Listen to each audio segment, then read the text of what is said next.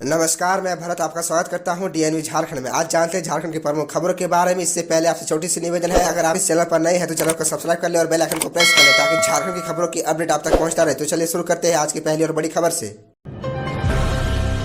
मस्जिद में कैसे आए पेट्रोल और पत्थर पर झारखंड विधानसभा में गुंजा पलामू हिंसा का मुद्दा। दरअसल आपको बता दें कि झारखंड विधानसभा का बजट सत्र जारी है। मंगलवार को सत्र के दूसरे दिन 15 फरवरी को पलामू के पांकी में हुए सांप्रदायिक हिंसा का मुद्दा गरमाया। बीजेपी विधायक कुशवाहा शशिभूषण मेहता ने पांकी हिंसा का मुद्दा उठाते हुए सरकार से तीखे सवाल पूछे। शशिभूषण मेहता ने कहा कि मस्जिद में पेट्रोल बम और पत्थर कहां से आए। महाशिवरात्रि के लिए तोरण द्वार बनाने गए लोगों पर पथराव हुआ। पांकी विधानसभा सीट से भारतीय जनता पार्टी के विधायक शशिभूषण मेहता ने कहा कि सरकार को इस बात की जांच करानी चाहिए कि आखिरकार मस्जिद के भीतर पेट्रोल बम और पत्थर कहां से आए। इस दौरान जामताड़ा विधायक डॉक्टर इरफान अंसारी और शशिभूषण मेहता के बीच तीखी नोकझोंक भी हुई। वहीं संसदीय कार्य मंत्री आलमगीर आलम ने कहा कि सरकार ने उक्त मामले को संज्ञान में लिया है। राज्य सरकार के सर्वे में 73% युवा चाहते हैं 2016 से पहले वाली नियोजन नीति के आधार पर हो नियुक्ति। दरअसल आपको बता दें कि हेमंत सरकार की नियोजन नीति के अटक जाने के बाद राज्य सरकार ने राज्य में नियुक्ति के लिए राज्य के युवाओं से राय मांगी थी। इस सर्वे में राज्य के 73% युवा ने इस पर सहमति जताई है कि जब तक नियोजन नीति पर फैसला न हो जाए तब तक 2016 से पहले की नियोजन नीति के आधार पर नियुक्ति की जाए। सर्वे के लिए राज्य सरकार ने broadcasting and equality India private limited को जिम्मा सौंपा था। सर्वे के लिए कुल 7,33,921 लोगों तक पहुंच बनाई गई। 73% झारखंड के युवाओं ने वर्ष 2016 से पहले वाली नियोजन नीति के आधार पर नियुक्ति प्रक्रिया शुरू करने पर सहमति जताई। खबरों में आगे बढ़ने से पहले आपसे छोटी सी निवेदन है कि अगर आप इस चैनल पर नए हैं तो चैनल को सब्सक्राइब अवश्य कर ले ताकि झारखंड की हर खबर आप तक पहुंचा सके। राज्य के विश्वविद्यालय और कॉलेजों में नामांकन अब कॉमन यूनिवर्सिटी एंट्रेंस टेस्ट से होगा। दरअसल आपको बता दें कि झारखंड के सभी विश्वविद्यालय और कॉलेजों में नामांकन अब कॉमन यूनिवर्सिटी एंट्रेंस टेस्ट से होगा। इसके लिए एंट्रेंस परीक्षा नेशनल टेस्टिंग एजेंसी एनटीए लेगी। रांची विश्वविद्यालय के प्रोफेसर डॉक्टर राजकुमार शर्मा ने बताया कि रांची विश्वविद्यालय समेत झारखंड के सभी विश्वविद्यालयों में सीयूटी के जरिए ही नामांकन होगा। इसकी परीक्षा एनटीए आयोजित करेगी। तय कट ऑफ मार्क्स के आधार पर लिस्ट जारी होने के बाद उम्मीदवारों को कॉलेज आवंटन किया जाएगा। इसके लिए कोई काउंसलिंग नहीं होगी। बताया गया कि इस साल ने सत्र से नया नियम लागू होगा। एडमिशन लेने वाले विद्यार्थियों को सीयूटी के जरिए ही नामांकन होगा। बताया गया कि इसके लिए उच्च शिक्षा एवं तकनीकी विभाग ने विश्वविद्यालय को लेटर भेज दिया है। जिन उम्मीदवारों का नाम कट ऑफ लिस्ट में आएगा उन्हें चांसलर पोर्टल में जाकर नामांकन करवाना होगा। उसी के आधार पर चयनित विश्वविद्यालय या कॉलेज में नामांकन होगा। ताजिकिस्तान में फंसे झारखंड के 35 मजदूर कब लौटेंगे वतन। हेमंत सोरेन सरकार से लगाई थी मदद की गुहार। ताजिकिस्तान में फंसे झारखंड के 35 जल्द अपने वतन लौटेंगे। राज्य प्रवासी नियंत्रण कक्ष के अनुसार पहले चरण में 22 श्रमिक झारखंड लौट आएंगे। शेष मजदूर टिकट बुकिंग के बाद आएंगे। आपको बता दें कि झारखंड के 35 मजदूर ताजिकिस्तान में फंसे हुए। उन्होंने झारखंड की हेमंत सरकार और केंद्र की नरेंद्र मोदी सरकार से अपील की है कि उनकी वतन वापसी सुनिश्चित की जाए। ताजिकिस्तान में फंसे ये सभी मजदूर बोकारो, गिरिडीह, हजारीबाग और धनबाद जिले के रहने वाले हैं। 110 स्कूलों में 8वीं का एक भी छात्र नहीं, कई स्कूलों से नहीं भरे गए परीक्षा फॉर्म। दरअसल आपको बता दें कि जिले के सरकारी और प्राइवेट स्कूलों में 8वीं कक्षा में पढ़ने वाले 3,708 छात्र छात्राओं ने परीक्षा फॉर्म नहीं भरा। ऑनलाइन परीक्षा फॉर्म भरने की अंतिम तिथि खत्म हो गई है। ऐसे में परीक्षा फॉर्म नहीं भर पाने वाले छात्र छात्राएं अब 8वीं कक्षा की परीक्षा से वंचित हो जाएंगे। पहले परीक्षा फॉर्म भरने की अंतिम तिथि 16 फरवरी थी, उसे बढ़ाकर 25 फरवरी की गई थी। महत्वपूर्ण यह है कि जिले में 110 स्कूलों का आंकड़ा उछून्य है, यानी कि इन स्कूलों से एक भी छात्र छात्राएं ने 8वीं कक्षा का फॉर्म नहीं भरा है। इनमें अधिकतर गैर मान्यता प्राप्त प्राइवेट स्कूल है। बताते चले कि धनबाद में सरकारी व गैर मान्यता प्राप्त स्कूलों की संख्या 1022 है। इनमें से 912 स्कूलों की 37,637 छात्र छात्राओं ने ही 8वीं कक्षा का ऑनलाइन परीक्षा फॉर्म भरा। परीक्षा का आयोजन झारखंड एकेडमिक काउंसिल की ओर से किया जाएगा। संभावना है कि मैट्रिक व इंटर परीक्षा खत्म होने के बाद 8वीं की परीक्षा शुरू होगी।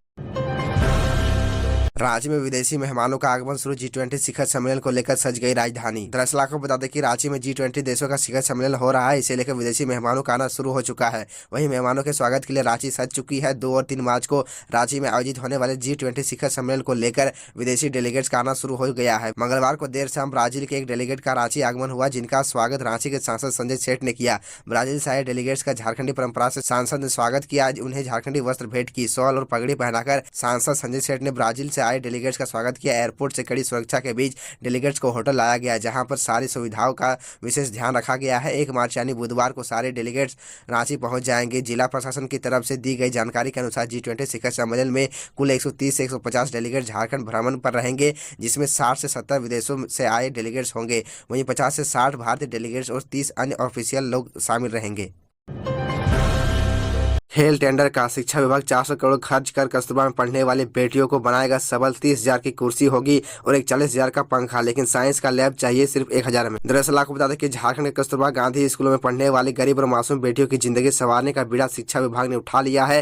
राज्य के 24 जिलों के 72 कस्तूरबा गांधी स्कूलों में करीब 400 करोड़ खर्च किया जाना है। एक साल के अंदर सारा पैसा खर्च करना है। टेंडर 7 फरवरी को झारखंड की सरकारी वेबसाइट पर पब्लिश किया गया है और उसे भरने की मियाद 27 फरवरी थी। टेंडर झारखंड शिक्षा परियोजना परिषद की तरफ से निकाला गया है। टेंडर निकालने से पहले विभाग की तरफ से बिल ऑफ क्वांटिटी निकाला जा चुका है, जिस पर किसी की भी नजर पड़ेगी तो वो हैरत में पड़ जाएगा। इसलिए कमजोर दिल वाले इसे न ही देखे तो बेहतर होगा। आइए जानते हैं आखिर इस टेंडर के बिल ऑफ इक्वलिटी में ऐसा क्या खामी थी। दरअसल आपको बता दें कि टेंडर से पहले जारी बिल ऑफ इक्वलिटी देखकर हैरत में पड़ने वाले बात बिल ऑफ इक्वलिटी में दर्ज की गई राशि है। आपको बता दें कि सबसे पहले बात कुर्सी की, क्योंकि सारा खेल कुर्सी का ही है। कस्तूरबा गांधी विद्यालय के लिए जो कुर्सी चाहिए उसकी कीमत 30,000 प्रति कुर्सी होनी चाहिए। 48 इंच का जो सेलिंग फैन चाहिए उसकी कीमत 41,000 प्रति पंखा दर्ज है। लेकिन कार्यालय में जो अलमारी रहेगा वो सिर्फ 2,000 प्रति का होना चाहिए। बच्चों की पढ़ाई से जुड़ी चीजों की कीमत देखने से पता चलता है कि शिक्षा विभाग कस्तूरबा में पढ़ने वाली गरीब बच्चियों के लिए कितना गंभीर है। बच्चे जिस डेस्कटॉप पर पढ़ाई करेंगे, साइंस की पढ़ाई के लिए जो लैब सेट चाहिए, प्रिंटर और स्कैनर चाहिए, उन सब की कीमत सिर्फ 1,000 रुपये रखी गई है। यहाँ तक कि जिस वाटर फिल्टर का पानी बच्चे पियेंगे वो सिर्फ 1,000 रुपये में ही चाहिए। 1,000 के लैब सेट और डेस्कटॉप से बच्चों की जिंदगी रोशन हो ना हो, लेकिन परिसर में रोशनी का प्रबंध शिक्षा विभाग की तरफ से खूब किया गया है। हेमंत सोरेन के विधायक प्रतिनिधि अभी जेल में रहेंगे। हाईकोर्ट ने रद्द की पंकज मिश्रा की जमानत याचिका, मेडिकल ग्राउंड पर की थी अपील। दरअसल आपको बता दें कि मुख्यमंत्री हेमंत सोरेन के विधायक प्रतिनिधि पंकज मिश्रा अभी जेल में रहेंगे। पंकज मिश्रा की जमानत याचिका हाईकोर्ट ने खारिज कर दी है। मंगलवार को हुई सुनवाई में जस्टिस गौतम कुमार चौधरी की अदालत ने दोनों पक्षों की दलील सुनी और पंकज मिश्रा की जमानत याचिका खारिज कर दी। पंकज मिश्रा को 19 जुलाई 2022 को गिरफ्तार किया गया था। पंकज मिश्रा ने हाईकोर्ट में जमानत याचिका दाखिल करते हुए अपनी खराब सेहत का हवाला दिया था। मेडिकल ग्राउंड को आधार बनाते हुए याचिका दायर की गई थी, जिस पर कोर्ट ने सुनवाई करते हुए खारिज कर दिया। ईडी कोर्ट ने पहले ही पंकज मिश्रा के जमानत याचिका को खारिज किया था। इसके बाद पंकज मिश्रा ने हाईकोर्ट का रुख किया था। ईडी ने पंकज मिश्रा के खिलाफ साहिबगंज में हुए 1,000 करोड़ रुपए के अवैध खनन और मनी लॉन्ड्रिंग केस में चार्जशीट दाखिल की है। इसमें भी कई अधिकारियों के नाम और बड़े खुलासे किए गए हैं।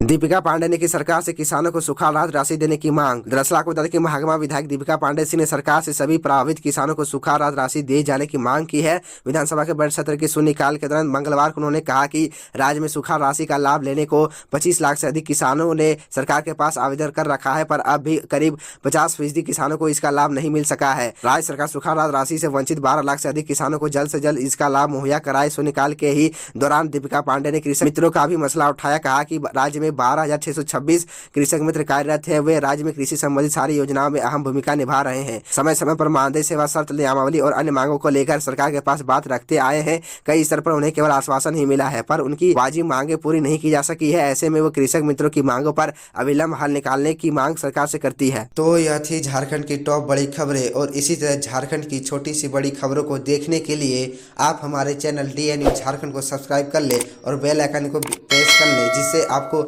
झारखंड की छोटी बड़ी खबरों के अपडेट आप तक पहुंचता रहे। तो आज के लिए इतना ही, हमें दीजिए इजाज़त, फिर मिलते हैं आपसे अगले वीडियो में।